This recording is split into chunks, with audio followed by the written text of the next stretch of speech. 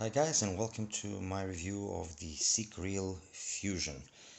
This is the second IM in their current range, this time a hybrid, a 1+4 hybrid, and well, here we go.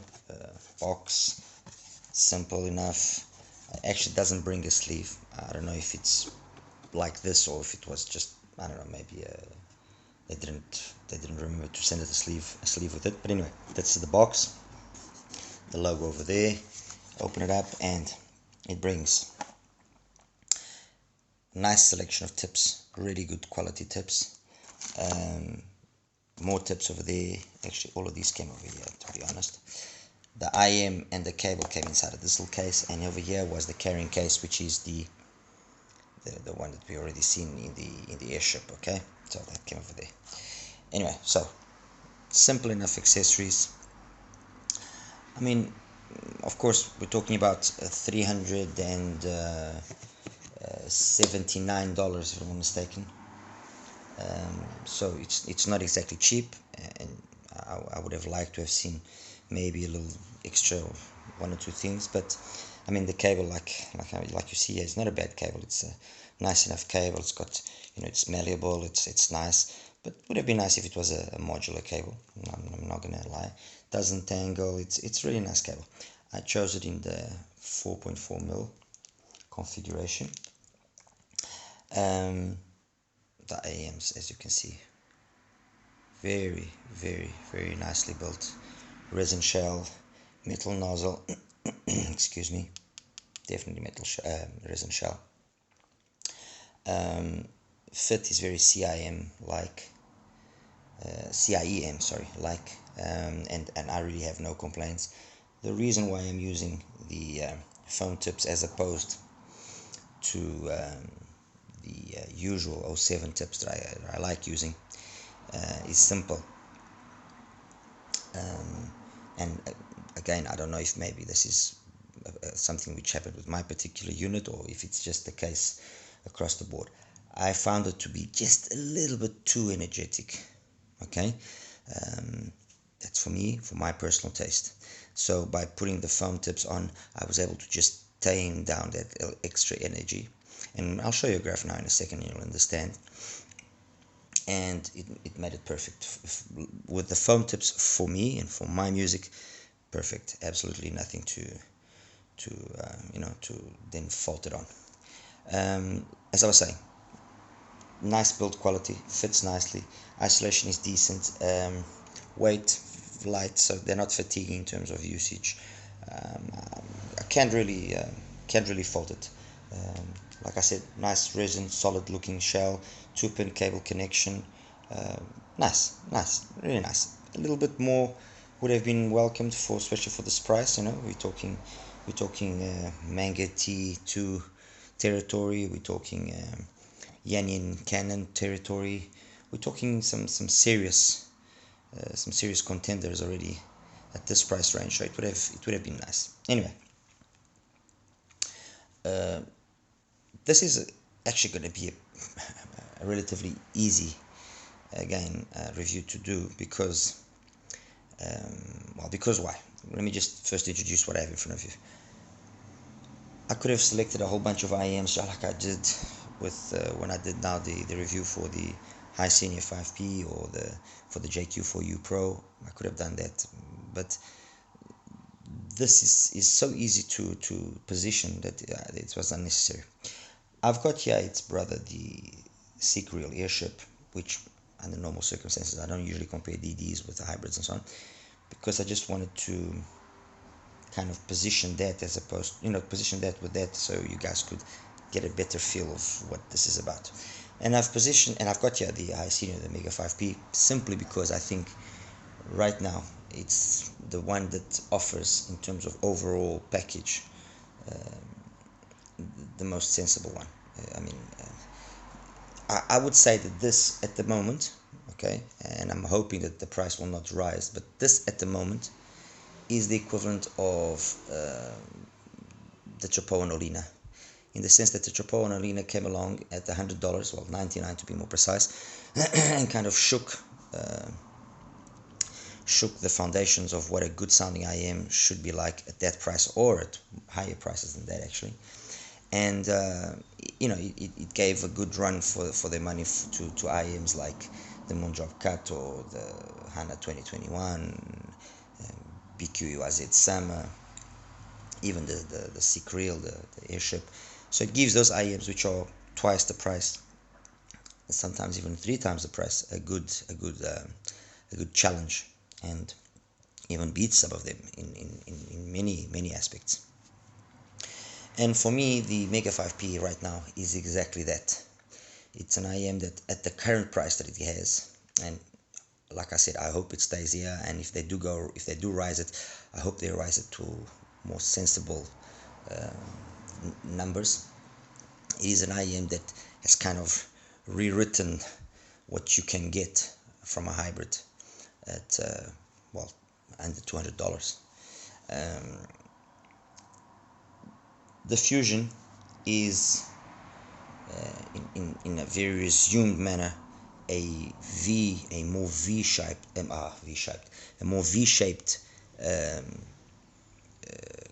version of the HiSenior. Okay, and I'll show you now a graph so you can actually see what I'm talking about. All right, there we go. Okay, so the bluish purple line, if you want, that's the Mega 5P. You can see it keeps itself nice and smooth, and everything stays within more or less a window of about 8 dBs roughly, while the Fusion is noticeably already more on the V-shaped side. It's got slightly more sub-bass energy, and you do notice with certain songs that it's got that little extra energy. And then yes, where you do notice that it's significantly brighter is in that area there around 5, and then the area between 6 and 10k, let's put it that way. And it was precisely that area there of 6 and 10k that was just a little higher before. It was maybe another 2 dBs more as compared to the peak at 4, and with using the foam tips I was able to bring it down, and it's now perfect. Honestly, it's perfect. It is definitely brighter sounding than the 5P, the Fusion, no questions about that. And this extra brightness that it brings does on occasion touch slightly, the sibilant levels of some songs, of some performers. So it's not that it's bad or it's good. I mean, for some people will enjoy that. Personally, I don't, and I'm not saying it's a bad thing. It's a question of taste.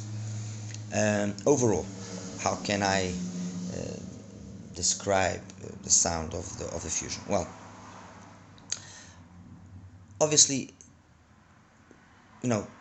being a hybrid set, having BAs and a DD, this in technical terms means that, and you will notice that most really well done high-end BA sets, they have a tendency to their energy, when you graph them, to slowly fade away after 3k more or less. In the case of the Fusion, of the 5P, as you can see here, yes, you do see a tendency of it to slowly roll off after the peak at around 2. In the Fusion, because we don't have that, and we actually have a little bit extra energy, what you do notice is that that extra brightness, that extra cleanliness is welcomed, and it's actually very nice when you listen to it at low level. But when you start increasing the volume, you start seeing that things don't scale as well as they could. Okay, so you start getting, obviously, the BAs and the sound of the BAs emit rising quicker than the rest in terms of what the DD can follow through. Again, just want to make sure it's perfectly clear. It doesn't do it in a bad way. It does it well. It does it cleanly. Only the occasional hint of sibilance, but personally I prefer the more kind of relaxed presentation by comparison, obviously relaxed by comparison, of the Mega 5P. In terms of the tonality and the timbre, the Fusion, honestly, it's very nice. I was actually quite surprised. Very nice. Although there's that extra energy that can maybe sometimes just overemphasize some percussion, some stringing, you know, a little bit. It's not done in an untasteful or in a bad way, in my opinion. And like I said, this is a V-shaped signature, but it's a well done V-shaped signature. When, for example, if I have to compare it with the Airship, personally, the Airship signature appeals more to me personally, and I think that although the energy level between 2 and 8K is basically the same between the two of them, the difference being is that, let me just show you here quickly so you can see what I mean. Well, I don't have the Airship here, but I can show you on this graph and you will understand what I mean. Okay, so let's consider the red line. The Airship has got a little bit more mid-bass between, let's say, 100 and 300 hertz. You see a little bit more of a bump there. There's a little extra energy there. But then it peaks at around, just around 2.4, 2.5K, at the same level as the peak at 4 of the Fusion. And then it maintains itself across almost flat before then going down and then having some extension past 10K. So you would think that it would be as forward, let's put it that way, as the Fusion. But the reality is no, because it's a single driver, and that single driver is managing the full spectrum of frequencies. What basically happens is all the impedances at the various frequencies are able to match themselves out better. And by matching themselves out better, it just sounds smoother, sounds more coherent. With the so in terms of, like I was saying earlier, when you scale it, it scales more correctly. This, because you have different drivers handling different parts of the frequency range, what happens is their impedances obviously will change as the frequency change that they are reproducing. But when you then push it, you then notice that frequencies, those frequencies that show as peaks in the graph, so the 4K more or less, and then the 6 to 8, they push themselves forward even more and make for a slightly forward colored sound, let's put it that way. Nonetheless, I mean, like I say, I like it. I like the way that it plays music. I like it's a good sounding IEM. It's a good sounding IEM, although not ideally my personal preference. The other thing that I did notice about the Fusion is that although I'm using a balanced cable, I actually found it to sound better connected in a single-ended manner. It just, I don't know, it could be a brain thing, okay, but the perception somehow I get is that the overall coherence, the overall tonal balance just makes it nice and makes it smoother, makes it more mature, let's put it that way. While the balanced somehow has a tendency of perhaps emphasizing more that colored nature and that forwardness of certain frequencies. Okay, it is definitely very much an IM, which will be dependent on what source you're using. On the TK2, for example, I didn't like it. I honestly didn't like it in the TK2. I'll be perfectly straightforward. However, on the M15, and this is becoming now a recurring theme, on the Q style, the M15, absolutely wonderful. I mean, wow. Okay. So I mean, this goes to show again, the M15 is really good. It really is good. The same thing, the kind of the same situation, although not as pronounced, happened with the 5P connected up with the M15. Is absolutely amazing. Connected up to my sometimes with my Frankenstein, like I call it, my Acme, connected up with my NX7. Again, I think no, this is a nicer match for the Fusion than the TK2. it just matches up nicely with this. I also use the BTR5 and the QT9, and both of them actually worked quite nicely with the Fusion. I really didn't really, didn't have one that I would choose over the other. The one thing that I will say is that it doesn't need much power to play plenty loud. It does play plenty loud. So maybe go for a source that is a better match and clean than necessarily go for high power. And yeah, and that's basically it. I mean, guys, look, this is not to say that this review, the intention of it is not to say that it's better than the Mega 5P or that it's worse. It's just a more energetic, it's just a more high energy version of what the Mega 5P is. And actually, if I have to make a small analogy, and some of you that have maybe been following me for a while and have seen my reviews on the Audio Neon and the Neon Pro and the RSV and the Duno SA6, I think this here now is perhaps also another good analogy to position the Fusion better. This is, excuse me, there's a guy here with a Harley. I just can't do anything about it. My apologies. This would be, for example, the Neon, okay, the Neon Pro, let's put it that way, and this would be the RSV in terms of how you could position them. Neither is better than the other because they are kind of focusing on different ways of playing music, in my opinion. This is just a more high energy way of doing it. This is a more laid back, more smooth, more relaxed manner, which if you saw my review of it, you already know. I mean, this, as I mentioned in my review, compared to the JQ4U, is just got a little bit more extra air and a little bit more extra upper frequency information, which makes it just more complete and a better option than the JQ4U.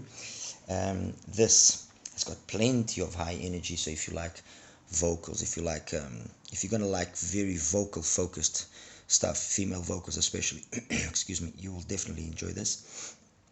And it's got a really nice bass. The bass in here is also very nice. Male vocals, they are well reproduced, but it's not where I would guess this actually shines. Okay. Anyway, guys, that's basically it. I hope you enjoyed my little take here on the Fusion. Nice IM.